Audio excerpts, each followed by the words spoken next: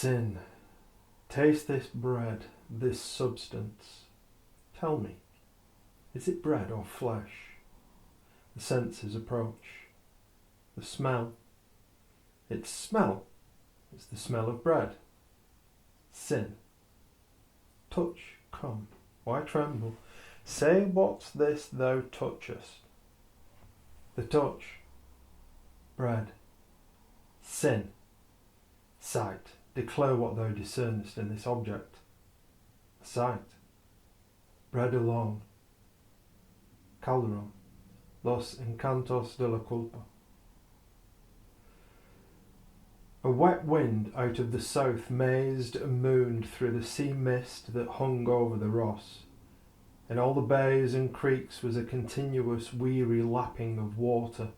There was no other sound anywhere. Thus was it at daybreak. It was thus at noon. Thus was it now in the darkening of the day. A confused thrusting and falling of sounds through the silence betokened the hour of the setting. The curlews wailed in the mist. On the seething limpet-covered rocks the skuas and terns screamed or uttered hoarse, rasping cries. Ever and again the prolonged note of the oyster-catcher shrilled against the air as an echo flying blindly along a blank wall of a cliff. Out of weedy places wherein the tide sobbed with long gurgling moans came at intervals the barking of a seal. Inland by the hamlet of Contemplates there is a reedy tarn called the Loch Coran. By the shores of this mournful water a man moved. It was a slow, weary walk, that of the man Neil Ross. He had come from Dunny, 30 miles to the eastward, and had not rested foot nor eaten or had word of man or woman since his going west an hour after dawn. At the bend of the loch, nearest the Calcan, he came upon an old woman carrying peat. To his reiterated question as to where he was, and if the time were fewer lochen above Fiona Fort, that is on the Strait of Iona on the west side of the Ross of Mull, she did not at first make any answer. The rain trickled down her withered brown face, over which the thin grey locks hung limply. It was only in the deep-set eyes that the flame of life still glimmered, though that dimly. The man had used the English when first he spoke, but as though mechanically. Supposing that he had not been understood, he repeated his question in the Gaelic. After a minute's silence, the old woman answered him in the native tongue, but only to put a question in return. "I am thinking it is a long time since you have been in Iona." The man stirred uneasily. "Why is that, mother?" he asked, in a weak voice hoarse with damp and fatigue. "How is it you will be knowing that I have been in Iona at all?" "Because I knew your kith and kin there, Neil Ross." "I have not been hearing that name, mother, for many long year, and as for the old face of you, it is unbeknown to me. I was at the naming of you for all that. Well do I remember the day that Silas MacCallum gave you birth, and I was at the house of the croft of Ballyrona when Murtagh Ross, that was your father, laughed. It was an ill laughing that. I am knowing it, the curse of God on him. 'Tis not the first nor the last, though the grass is on his head 3 years agone now. You that know who I am will be knowing that I have no kith or kin now on Iona. Aye, they are all under grey stone or running wave. Donald your brother, and Murtagh your next brother, and little Silas, and your mother Silas herself, and your 2 brothers of your father Angus and Ian MacCallum, and your father Murtagh Ross, and his lawless, childless wife Dionne, and his sister Anna, one and all they lie beneath the green wave or in the brown mould. It is said there is a curse upon all who live at Ballyrona. The owl builds now in the rafters, and it is the big sea rat that runs across the fireless hearth. It is there I am going. The foolishness is on you, Neil Ross." Now it is that I am knowing who you are. It is the old Sheen MacArthur I am speaking to. That is, it is I. And you will be alone now too, I am thinking, Sheen. I am alone. God took my 3 boys at the one fishing 10 years ago, and before there was moonrise and the blackness of my heart my man went. It was after the drowning of Andrew that my croft was taken from me, and I crossed the Sound and shared with my widow sister Elsie McVeary till she went, and then the 2 cows had to go, and I had no rent and was old. In the silence that followed, the rain dribbled from the sodden bracken and dripping Lonaroid. Big tears rolled slowly down the deep lines on the face of Sheen. Once there was a sob in her throat, but she put her shaking hands to it and it was still. Neil Ross shifted from foot to foot. The ooze in that marshy place squelched with each restless movement he made. Beyond them a plover wheeled, a blurred splotch in the mist, crying its mournful cry over and over and over. It was a pitiful thing to hear. Oh, bitter loneliness, bitter patience of poor old women, that he knew well, but he was too weary and his heart was now full of its own burden. The words could not come to his lips, but at last he spoke. "The Macready go out," he said with tears in his voice, as he put his hand on her bent shoulder. "My heart is sore." She put her old face against his. "So the Erodin Macready," she whispered. "It is touching my heart you are." After that they walked on slowly through the dripping mist, each dumb and brooding deep. "Where will you be staying this night?" asked Sheen suddenly, when they had traversed a wide boggy stretch of land, adding as by an afterthought, it is asking you were if the tarn there were fur Lochen. No, it is Loch Cohoran and the Clachan that is near Contulic." "Which way?" "Yonder, to the right." "And you are not going there?" "No. I am going to the steading of Andrew Blur. Maybe you are for knowing it. It is called the Ballinachles Nambildig. I do not remember, but it is remembering a Blur I am. He was Adam, the son of Adam, the son of Robert. He and my father did many an ill deed together. Aye, to the stones be it sure. Sure now there was, even till this weary day, no man or woman who had a good word for Adam Blur. And why that? Why till this day? It is not yet the 3rd hour since he went into the silence. Neil Ross uttered a sound like a stifled curse. For a time he trudged wearily on. "Then I am too late," he said at last, but as though speaking to himself. "I had hoped to see him face to face again, and curse him between the eyes. It was he who made Murtock Ross break his troth to my mother, and marry that other woman, barren at that, God be praised. And they say ill of him, do they? Aye, it is evil that is upon him, this crime and that, God knows, and the shadow of murder on his brow and in his eyes. Well,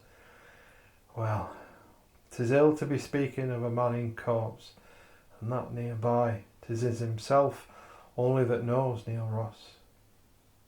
Maybe aye, maybe no. But where is it that I can be sleeping this night, Sheen MacArthur? They will not be taking a stranger at the farm this night of the nights, I am thinking. There is no place else for 7 miles yet. And when there is the Claclan, before you will be coming to Fiona Fort, there is the warm byre, Neil, my man.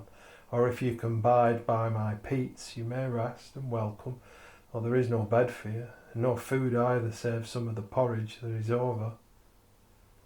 And that will do well enough for me, Sheen, and himself bless you for it. And so it was.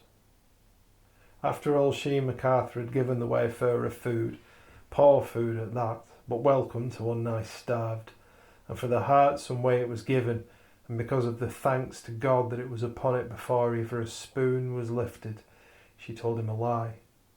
It was the good lie of tender love. Sure now, after all, Neil, my man, she said, it is sleeping at the farm I ought to be. For Maisie MacDonald, the wise woman, will be sitting by the corpse, and there will be none to keep her company. It is there I must be going if I am weary. There is a good bed for me, just beyond the dead board, which I am not minding at all. So if it is tired you are sitting by the peats, lie down on my bed there, and have the sleep, and God be with you. With that she went, and soundlessly, for Neil Ross was already asleep, where he sat on an upturned clare, with his elbows on his knees and his flame-lit face in his hands. The rain had ceased, but the mist still hung over the land, and though in thin veils now, and these slowly drifting seaward, Sheen stepped wearily along the stony path that led from her bothy to the farmhouse. She stood still once, the fear upon her, for she saw 3 or 4 blurred yellow gleams moving beyond her eastward along the dyke, and she knew what they were, the copse lights that on the night of death go between the bier and the place of burial. More than once she had seen them before the last hour, and by that token had known the end to be near. Good Catholic that she was, she crossed herself and took heart, and then muttering, "The cross of the 9 angels be about me, from the top of my head to the soles of my feet," and she went on her way fearlessly.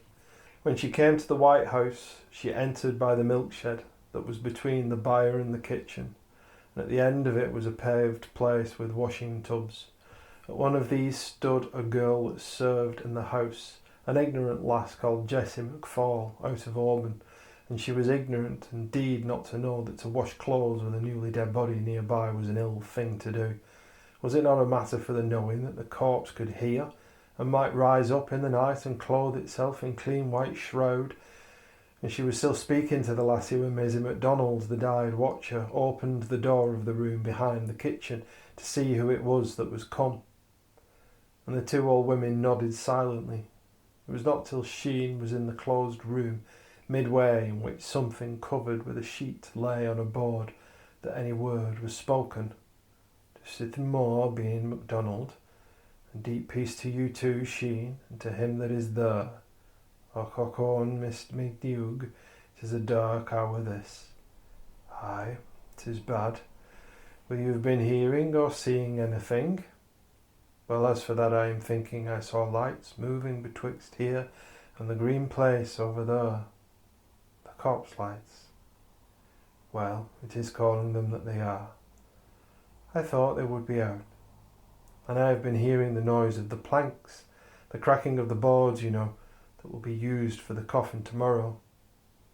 A long silence followed, and the old women had seated themselves by the corpse, their cloaks over their heads. The room was fireless, and was lit only by a tall wax death candle kept against the hour of the going. At last Sheen began swaying slowly to and fro, crooning low the while.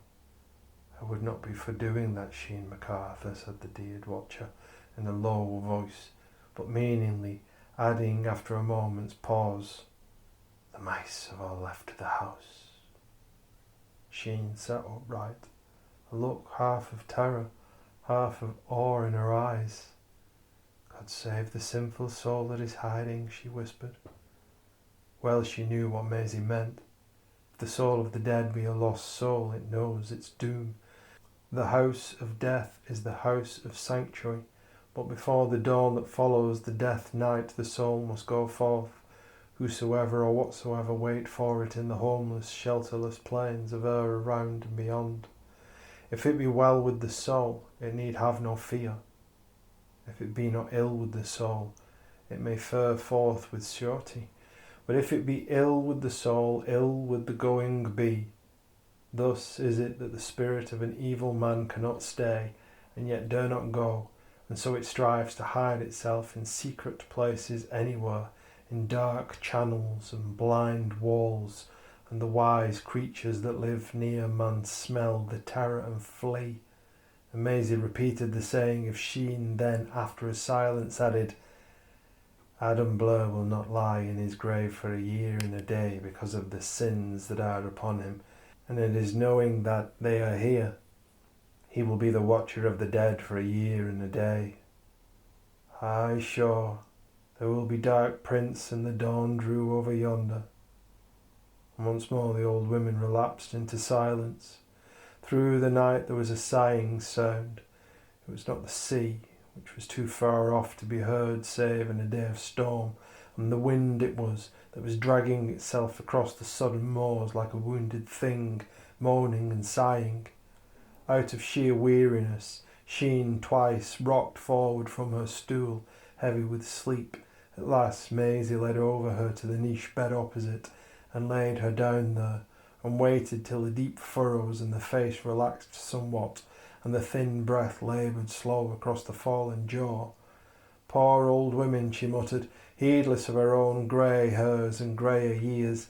A bitter bad thing it is to be old, old and weary. 'Tis the sorrow that, God keep the pain of it. And as for herself, she did not sleep at all that night, but sat between the living and the dead, with her plaid shrouding her. Once when Sheen gave a low terrified scream in her sleep, she rose, and in a loud voice cried, "Shiakad, away with you." And with that she lifted the shroud from the dead man, and took the pennies off the eyelids and lifted each lid, and then, staring into those filmed wells, muttered an ancient incantation that would compel the soul of Adam Blur to leave the spirit of Sheen alone, and return to the cold corpse that was in its coffin till the wood was ready. The day came at last. Sheen slept, and Adam Blur slept a deeper sleep, and Maisie stirred out of her wan, weary eyes against the red and stormy flares of light that came into the sky.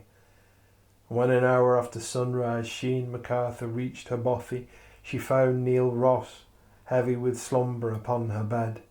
The fire was not out, though no flame or spark was visible, but she stooped and blew at the heart of the peats till the redness came, and once it came it grew. And having done this, she kneeled and said a rune of the morning, and after that a prayer, and then a prayer for the poor man Neil. And she could pray no more because of the tears. She rose and put the meal and water into the pot for the porridge to be ready against his awakening. And one of the hens that was there came and pecked at her ragged skirt. "Poor beastie," she said, "sure that will just be the way. I am pulling at the white robe of the Mother of God. 'Tis a bit meal for you, Clucky, and for me. A healing hand upon my tears, och on the tears, the tears."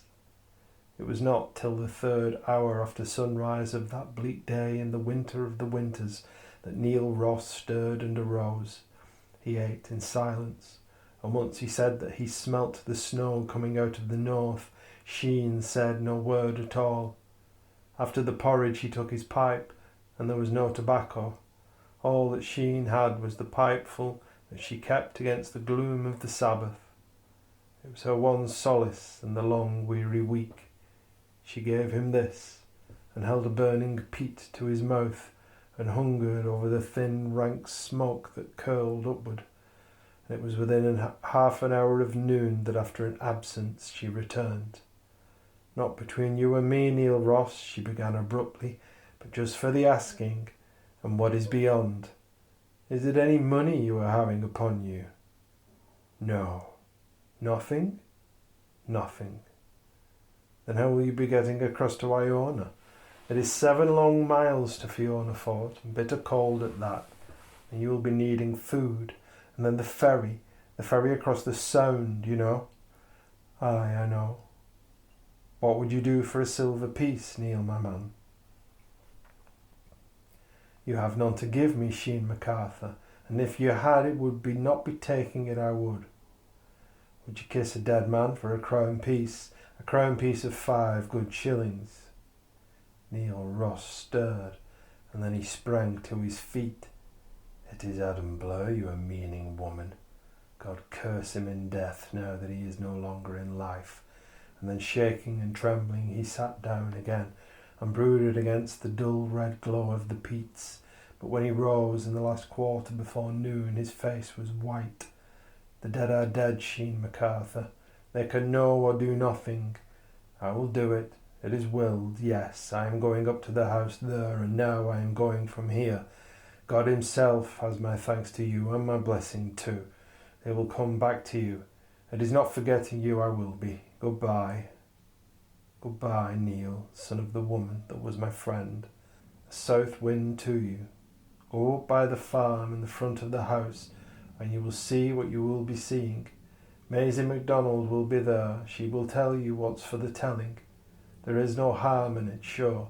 Sure, the dead are dead. It is praying for you I will be, Neil Ross. Peace to you. And to you, Sheen. And with that the man went. And when Neil Ross reached the byres of the farm in the wide hollow, he saw two figures standing as though awaiting him, but separate and unseen of the other. And in front of the house was a man he knew to be Andrew Blur. Behind the milk shed was a woman he guessed to be Maisie MacDonald. It was the woman he came upon first. "Are you the friend of Sheen MacArthur?" she asked in a whisper, as she beckoned him to the doorway. "I am. I am knowing no names or anything, and no one here will know you I am thinking, so do the thing and be gone." "There is no harm to it." "None." "It will be a thing often done, is it not?" "Aye, sure." "And the evil does not abide. No, the person takes them away, and..." "Them? For sure, man, them. The sins of the corpse. He takes them away, and are you for the thinking God would let the innocent suffer for the guilty? No, the person, the sin eater, you know, takes them away on himself, and one by one the air of heaven washes them away till he, the sin eater, is clean and whole as before. But if it is a man you hate, if it is a corpse that is the corpse of one who has been a curse and a foe, if... St! Be still now with your foolishness. It is only an idle saying, I am thinking. Do it, take the money and go. It will be hell enough for Adam Blur, miser as he was, if he is for knowing that 5 good shillings of his money are to go to a passing tramp because of an old, ancient, silly tale." Neil Ross laughed low at that. It was for pleasure to him. "Hush with you. Andrew Blur is waiting around there. Say that I have sent you round, as I have neither bite nor bit to give." Turning on his heel, Neil walked slowly round to the front of the house. A tall man was there, gaunt and brown, with hairless face and lank brown hair, but with eyes cold and grey as the sea. "Good day to you and good faring. Will you be passing this way to anywhere?" "Health to you. I am a stranger here. It is on my way to Iona I am, but I have the hunger upon me. There is not a brown bit in my pocket. I asked at the door there near the byres, and the woman told me she could give me nothing, not a penny even, worse luck, nor for that a drink of warm milk. 'Tis a sore land, this." "You have the Gaelic of the Isles. Is it from Iona you are?" "It is from the Isles of the West I come." "From Tiree? From Col?" "No." "From the Long Island, or from Uist, or maybe from Benbecula?" "No." "Well, sure it is no matter to me, but may I be asking your name?" "McCallum." "Do you know there is a death here, McCallum?" "If I didn't, I wouldn't know it now, because of what lies yonder." Mechanically Andrew Blur looked round, as he knew a rough byre was there that was made of a dead board laid upon 3 milking stools, and beside it was a clar, a small tub to hold potatoes. On the bier was a corpse covered with a canvas sheeting that looked like a snail. "He was a worthy man, my father," began the son of the dead man slowly, "but he had his faults like all of us. I might even be saying that he had his sins, to the stones be it said. You will be knowing, McCallum, that it's thought among the folk that a stranger passing by may take away the sins of the dead, and that too without any hurt whatever. Any hurt whatever." "Aye, sure. And you'll be knowing what is done?" "Aye. With the bread and the water?" "Aye. It is a small thing to do. It is a Christian thing. I would be doing it myself, and that gladly, but the passer-by who..." "It is talking of the Sin Eater. You are." Yes, for sure. The Sin Eater, as he is called. And a good Christian act it is, for all that the ministers and the priests make a frowning at it. The Sin Eater must be a stranger. He must be a stranger and should know nothing of the dead man. Above all, bear him no grudge. At that Neil Ross's eyes lightened for a moment. And why is that? Who knows? I have heard this and I have heard that. If the Sin Eater was hating the dead man, he could take the sins and fling them into the sea, and they would be changed into the demons of the air, and that would harry the flying soul till judgment day. And how would that thing be done? The man spoke with flashing eyes and parted lips, and the breath coming swift. Andrew Blur looked at him suspiciously and hesitated, before in a cold voice he spoke again. That is all folly, I am thinking, MacCallum. Maybe it is all folly, the whole of it, but see here, I have no time to be talking with you. If you will take the bread and the water, you shall have a good meal if you want it, and yes, look you, my man, I will be giving you a shilling too for luck. I will have no meal in this house, Andramacadam, nor will I do this thing unless you will be giving me 2 silver half-crowns, that is the sum I must have, no other. 2 half-crowns, why man, for 1 half-crown. Then be it in the sins of your father yourself, Andrew Blur. It is going I am. Stop, man. Stop, MacCallum, see here. I am giving you what you ask. So be it. Are you ready? Aye, come this way. And with the 2 men turned and moved slowly towards the byre. In the doorway of the house stood a man and 2 women. Further in, a woman, and at the window to the left the serving wench, Jessie McFall, and 2 men of the farm, and of those of the doorway the man was Peter, the half-witted youngest brother of Andrew Blur. The taller and older woman was Katrine, the widow of Adam, the second brother, and the thin, slight woman with staring eyes and drooping mouth was Muriel, the wife of Andrew. The old woman behind these was Maisie MacDonald. Andrew Blur stooped and took a saucer out of the clare, and this he put upon the covered breast of the corpse. And he stood again and brought forth a thick square piece of new-made bread, and that also he placed upon the breast of the corpse. And then he stood again, and with that he emptied a spoonful of salt alongside the bread. I must see the corpse, said Neil Ross simply. It is not needful, MacCallum. I must be seeing the corpse, I tell you, and for that too the bread and the water should be on the naked breast. No, no, man. But here a voice, that of Maisie the wise woman, came upon them, saying that the man was right, and that the eating of the sins should be done in that way and no other. And with an ill grace the son of the dead man drew back the sheeting, and beneath it the corpse was in a clean white shirt, a death gown long ago prepared that covered him from his neck to his feet, and left only the dusky yellowish face exposed. And while Andrew Blur unfastened the shirt and placed the saucer and the bread and the salt on the breast, the man beside him stood staring fixedly on the frozen features of the corpse, and the new laird had to speak to him twice before he heard. I am ready, and you know. What is it you are muttering over against the lips of the dead? It is giving him a message, I am. There is no harm in that, sure. Keep to your own folk, MacCallum. You are from the west, you say, and we are from the north. There can be no messages between you and a Blur of Strathmore, no messages for you to be giving. He that lies here knows well the man to whom I am sending a message. And at this response Andrew Blur scowled darkly. He would fain have sent the man about his business, but he feared he might get no other. It is thinking I am that you are not a MacCallum at all, and that I know all of that name in Mull I own a sky and the near isles. What will the name of your naming be, and of your father, and of this place? And whether he really wanted an answer, or whether he sought only to divert the man from his procrastination, his question had a satisfactory result. Well now, it's ready I am, Andrew MacAdam. With that, Andrew Blur stooped once more, and from the clare brought a small jug of water, and from this he filled the saucer. You know what to do, and you know what to say, MacCallum. There was not one there who did not have a shortened breath because of the mystery that was now before them, and the fearfulness of it. Neil Ross drew himself up, erect, stiff, with white, drawn face. All who waited, save Andrew Blur, thought that the moving of his lips was because of the prayer that was slipping upon them, like the last lapsing of the ebb tide. But Blur was watching him closely, and knew that it was no prayer which stole out against the blank air that was around the dead.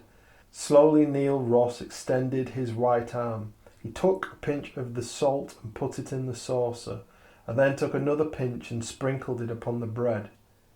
His hand shook for a moment as he touched the saucer, but there was no shaking as he raised it towards his lips, or when he held it before him, when he spoke. With this water that has salt in it and is lain on thy corpse, O Adam Macadam More, I drink away all of the evil that is upon thee. And there was a throbbing silence while he paused. And may it be upon me and not upon thee, if with this water it cannot flow away. And thereupon he raised the saucer and passed it thrice around the head of the corpse sunways, and having done this, lifted it to his lips, and drank as much as his mouth would hold.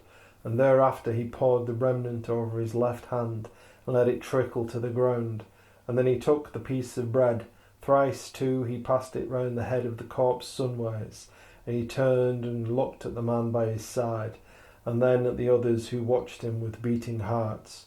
And with a clear voice he took the sins, Throdoma do Condia, O Adam Macadam More, give me thy sins to take away from thee. Lo, now as I stand here I break the bread that has lain on thee in corpse, and I am eating it I am.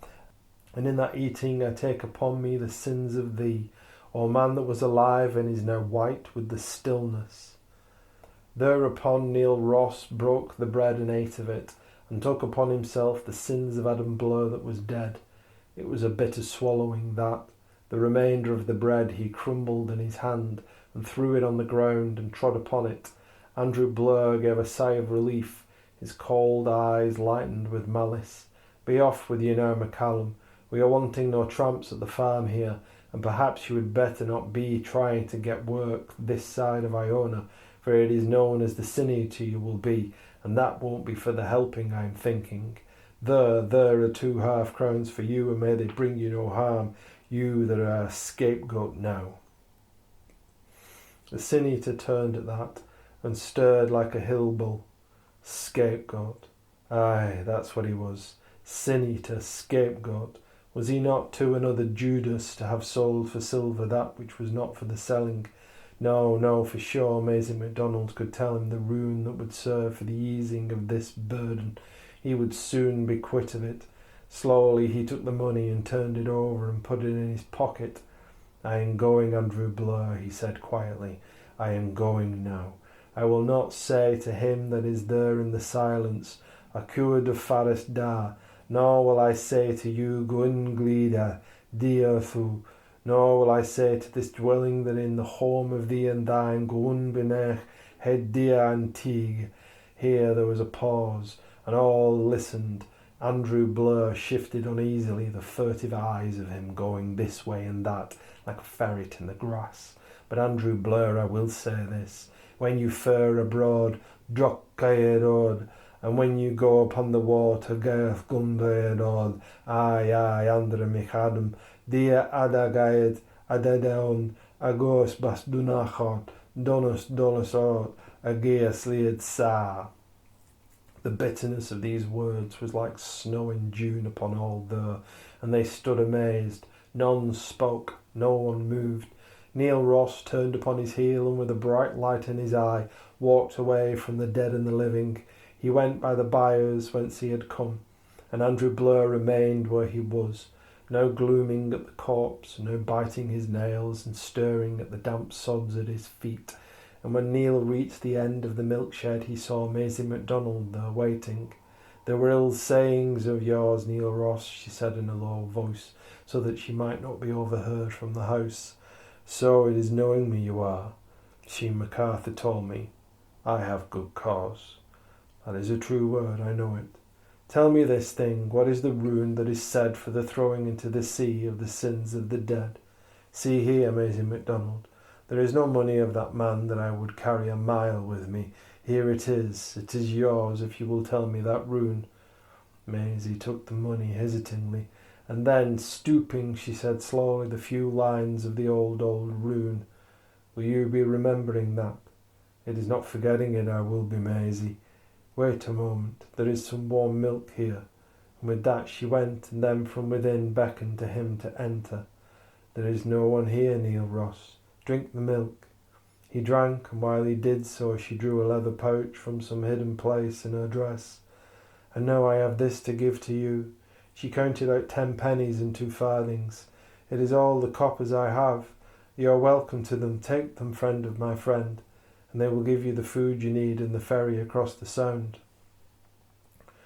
I will do that, Maisie MacDonald, and thanks to you, it is not forgetting it will be, nor you, good woman.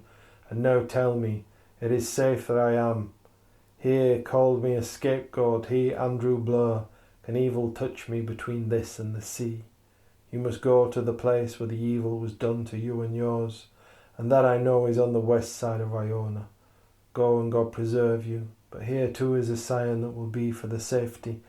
Thereupon, with swift muttering, she said this charm, an old familiar yarn against sudden harm. And scarcely had she finished before she heard heavy steps approaching. Away with you, she whispered, repeating in a loud, angry tone. Away with you, Siacad, Siacad. And with that, Neil Ross slipped from the milk shed and crossed the yard, and was behind the buyers before Andrew Blur, with sullen mien and swift, wild eyes, strode from the house. It was with a grim smile on his face that Neil tramped down the wet heather till he reached the high road, and feared thence as though a marsh because of the rains there had been. And for the first mile he thought of the angry mind of the dead man, bitter at paying of the silver. For the second mile he thought of the evil that had been wrought for him and his, and for the third mile he pondered over all that he had heard and done and taken upon him that day. And then he sat down upon a broken granite heap by the way, and brooded deep till 1 hour went, and then another, and the third was upon him. A man driving 2 calves came towards him out of the west, and he did not hear or see. The man stopped and spoke again. Neil gave no answer. The drover shrugged his shoulders, hesitated, and walked slowly on, often looking back. An hour later a shepherd came by the way he himself had tramped. He was tall, gaunt man with a squint. The small, pale blue eyes glittered out of a mass of red hair that almost covered his face. He stood still opposite Neil and leaned on his cromach. Fiona Macleod, he said at last, I wish you good day. Neil glanced at him but did not speak. What is your name, for I seem to know you? But Neil had already forgotten him. The shepherd took out his snuff-mull, helped himself and handed the mull to the lonely wayfarer. Neil mechanically helped himself. An bliail fiodú Fion Pot? Tried the shepherd again. Are you going to Fiona Fort? And Mr. Lady a Killy, Neil answered, in a low, weary voice, and as a man in a dream. I am on my way to Iona. I am thinking I know who you are. You are the man McCallum. Neil looked but did not speak. His eyes dreamed against what the other could not see or know. The shepherd called angrily at his dogs to keep the sheep from straying, and then with a resentful air turned to his victim. You are a silent man, for sure you are. I am hoping it is not the curse upon you already. What curse? Ah, that has brought the wind against the mist. I was thinking so. What curse? You are the man that was the Sin Eater over there. Aye. The man McCallum. Aye. Strange it is, but 3 days ago I saw you in Tobermory, and heard you give your name as Neil Ross to an Iona man that was there. Well?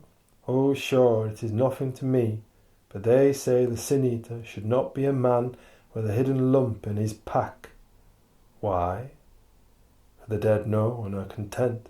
There is no shaking off any sins then for that man. It is a lie. Maybe aye, maybe no. Well, have you more to be saying to me? I am obliged to you for your company, but it is not needing it I am, though no offence. Oh, man, there's no offence between you and me. Sure, there's Iona in me too, for the father of my father married a woman that was the granddaughter of Thomas MacDonald, who was a fisherman there.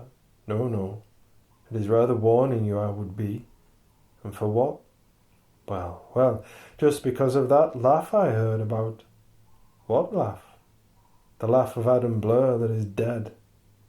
Neil Ross stirred his eye large and wild. He leaned a little forward. No word came from him. The look that was on his face was the question. Yes, it was this way, sure, the telling of it, just as I heard it. After you ate the sins of Adam Blur, the people there brought out the coffin, and when they were putting him into it, he was as stiff as a sheep dead in the snow.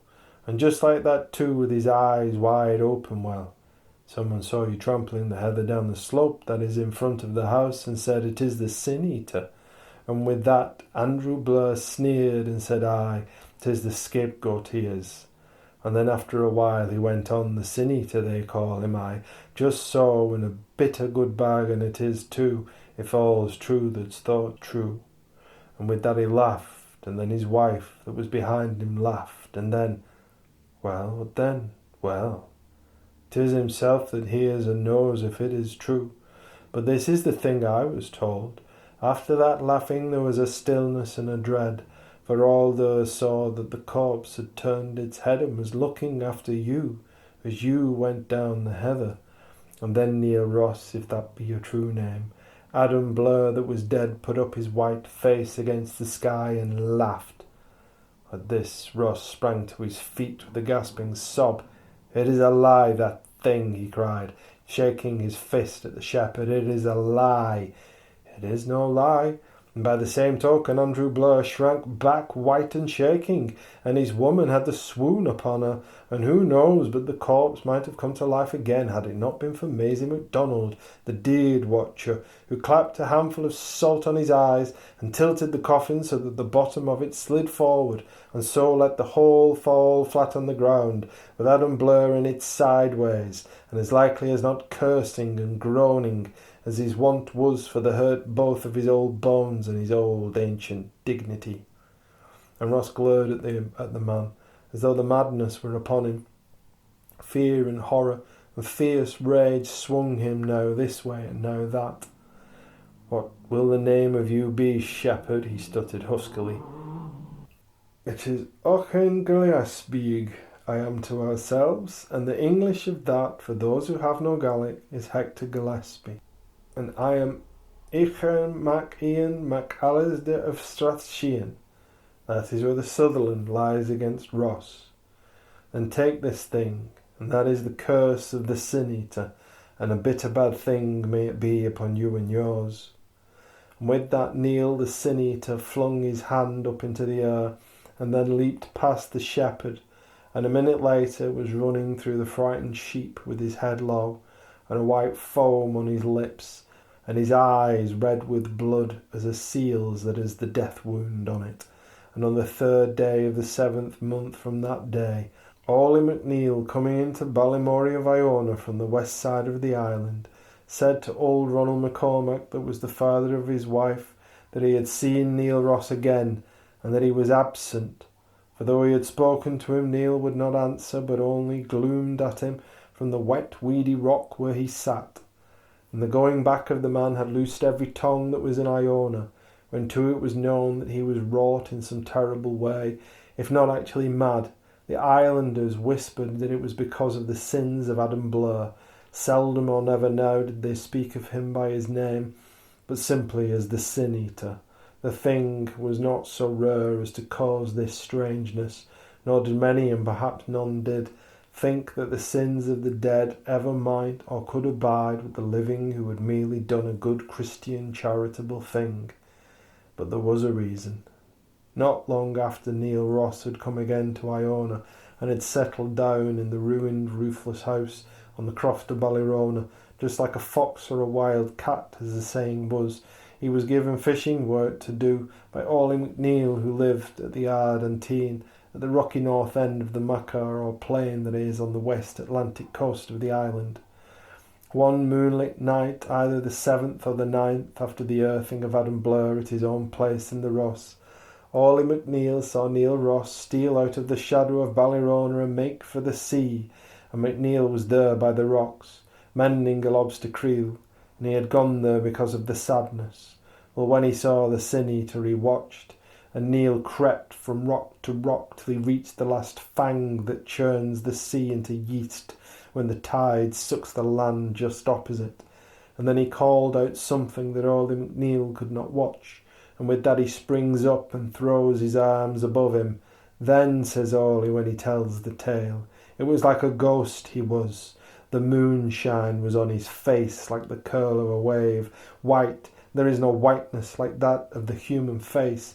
It was whiter than the foam about the skerry it was, whiter than the moon shining, whiter than, well, as white as the painted letters on the blackboards of the fishing cobbles. And there he stood, for all that the sea was about him, the slip-slop waves leaping wild and the tide making two at that. He was shaking like a sail 2 point off the wind. He was then that all of a sudden he called in a womany screaming voice, I am throwing the sins of Adam Blair into the midst of ye white dogs of the sea. Drown them, tear them, tear them, drag them away out into the black depths. Aye, aye, aye, ye dancing wild waves. This is the 3rd time I am doing it, and now there is none left. No, not a sin, not a sin.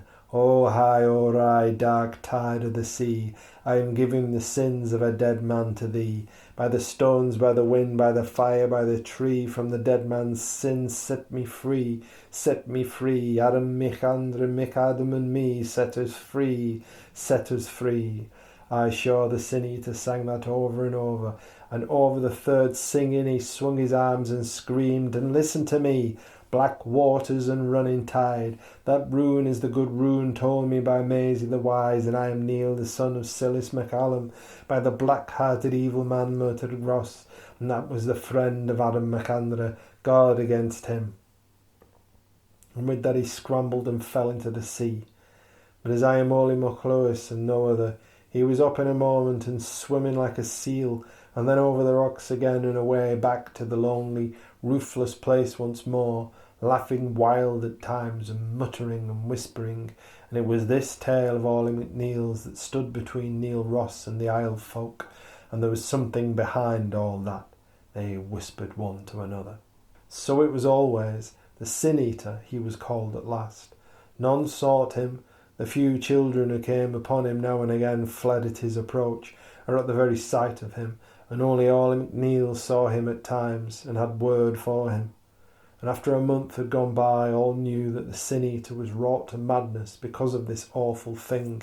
The burden of Adam Blair's sins would not go from him. Night and day he could hear them laughing low, it was said, but it was the quiet madness. He went to and fro like a shadow in the grass, and almost as soundless as that, and as voiceless. More and more the name of him grew as a terror, and there were few folk on that wild west coast of Iona, and these few avoided him, and when the word ran that he had knowledge of strange things and conversed too with the secrets of the sea. One day Ollie McNeill in his boat, but dumb with amaze and terror for him, saw him at high tide swimming on a long rolling wave right into the hollow of the spouting cave. In the memory of man no one had done this and escaped one of 3 things: a snatching away into oblivion, a strangled death, or madness. The islanders know that there swims into the cave at full tide a martab, a dreadful creature of the sea that some call a kelpie, only it is not a kelpie which is like a woman, but rather is a sea-bull offspring of the cattle that are never seen. Ill indeed for any sheep or goat, or even dog or child, if any happens to be leaning over the edge of the sprouting cave when the martab roars, for, of a surety, it will fall in and straightway be devoured. With awe and trembling Ollie listened for the screaming of the doomed man. It was full tide, and the sea beast would be there. The minutes passed, and no sign, only the hollow booming of the sea, as it moved like a baffled blind giant round the cavern bases, only the rush and spray of the water flung upon the narrow shaft high into the windy air above the cliff it penetrates. At last he saw what looked like a mass of seaweed swirled out on the surge. It was the Sin Eater. With a leap, Ollie was at his oars, and the boat swung through the sea. Just before Neil Ross was about to sink for the 2nd time, he caught him and dragged him into the boat.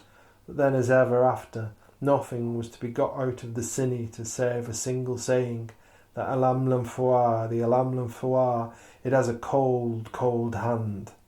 And the telling of this and other tales left none free upon the island to look upon the scapegoat, save as one accursed. And it was in the 3rd month that a new phase of his madness came upon Neil Ross. The horror of the sea and the passion for the sea came over him at this happening. Oftentimes he would race along the shore, screaming wild names to it, now hot with hate and loathing, now as the pleading of a man with the woman of his love, and strange chants to it too were upon his lips. Old lines of forgotten runes were overheard by Ollie McNeill, and not Ollie only, lines wherein the ancient sea name of the island, Aua, that was given to it long before it called Iona, or any other of the 9 names that are said to belong to it, occurred again and again. The flowing tide it was that wrought him thus. At the ebb he would wander across the weedy slabs or among the rocks, silent and more like a lost Duanshi than a man. Then again, after 3 months, a change in his madness came, and none knew what it was, though all he said that the man moaned and moaned because of the awful burden he bore. And no drowning sea for the sins that could not be washed away, no grave for the live sins that would be quick till the day of the judgment. And for weeks thereafter he disappeared. As to where he was, it is not for the knowing. And then at last came that 3rd day of the 7th month, when, as I have said, Ollie McNeill told old Ronald McCormack that he had seen the Sin Eater again. It was only a half-truth that he told, though, for after he had seen Neil Ross upon the rock, he had followed him when he rose, and wandered back to the roofless place where he had haunted now as of yore. Less wretched a shelter now it was because of the summer that was come, and though a cold, wet summer at that. "Is that you, Neil Ross?" he had asked, as he peered into the shadows among the ruins of the house. "That's not my name," said the Sin Eater, and he seemed as strange then as though he were a castaway from a foreign ship. "And what will it be then, you that are my friend, and sure knowing me as Ollie Macleod, Ollie McNeill that never grudges you bit or sup?" "I am Judas." And at that word, says Ollie McNeill, when he tells the tale, at that word the pulse in my heart was like a bat in a shut room, but after a bit I took up the talk. "Indeed," I said, "and I was not for knowing that. May I be so bold as to ask whose son and of what place?" But all he said to me was, "I am Judas." "Well," I said to comfort him, "sure it's not such a bad name in itself, though I am knowing some which have a more home-like sound. But no, it was no good. I am Judas, and because I sold the Son of God for 5 pieces of silver." But here I interrupted him and said, "Sure now, Neil, I mean Judas, it was 8 times 5, yet the simpleness of his sorrow prevailed, and I listened with the wet in my eyes. I am Judas, and because I sold the Son of God for 5 silver shillings, he laid upon me all the nameless black sins of the world, and that is why I am bearing them till the days of days." And this was the end of the Sin Eater, for I will not tell the long story of Ollie McNeill that gets longer and longer every winter, but only the unchanging close of it. And I will tell it in the words of Ollie. A bitter wild day it was, the day I saw him to see him no more. It was late, the sea was red with the flaming light that burned up the air betwixt Iona and all that is west of west. And I was on the shore looking at the sea, and the big green waves came in like the chariots in the Holy Book, and while it was on the black shoulder of one of them, just short of the ton of foam that swept above it, that I saw a spar surging by. "What is that?" I said to myself. And the reason of my wondering was this: I saw that a smaller spar was swung across it. While I was watching that thing, another great billow came in with a roar, and hurled in the double spar back, and not so far from me, but I might have gripped it. But who would have gripped that thing if he were foreseeing what I saw? It is himself knows that what I say is a true thing. On that spar was Neil Ross, the Sin Eater. Naked he was as the day he was born, and he was lashed too, I say. He was lashed to it by ropes round and round his legs and his waist and his left arm, and it was the cross he was on. And I saw that thing with the fear upon me, a poor drifting wreck that he was, Judas on the cross. It was his Eric. But even as I watched, shaking my limbs, I saw that there was life in him still, and the lips were moving, and his right arm was forever swinging this way and that. It was like an oar working him off a lee shore, and that was what I thought. And then all at once he caught sight of me. Well, he knew me, poor man that has his share of heaven now, I'm thinking. He waved and called, but the hearing could not be because of a big surge of water that came tumbling down upon him. The stroke of an oar, he was swept close by the rocks where I was standing, and in that floundering, seething whirlpool I saw the white face of him for a moment. And as he went out for the resurge like a hauled net, I heard those words falling against my ears, "An Erig Manamar, in ransom for my soul." And with that I saw the double spar turn over and slide down the black sweep of a drowning big wave. I sure it went out to the sea, swift enough then. It was in the big eddy that rushes between Skerrymoor and Skerrybeag. I did not see it again, no, not for a quarter of an hour, I'm thinking. And then I saw, just at the whirling top of it, rising out of the flying yeast of a great black blustering wave that was rushing northward before the current that is called the Black Eddy. And with that you have the end of Neil Ross. I assure him that was called the Sin Eater, and that it is a true thing, and may God save us the sorrow of sorrows. And that is all. And apologies for my pronunciation. It was abysmal.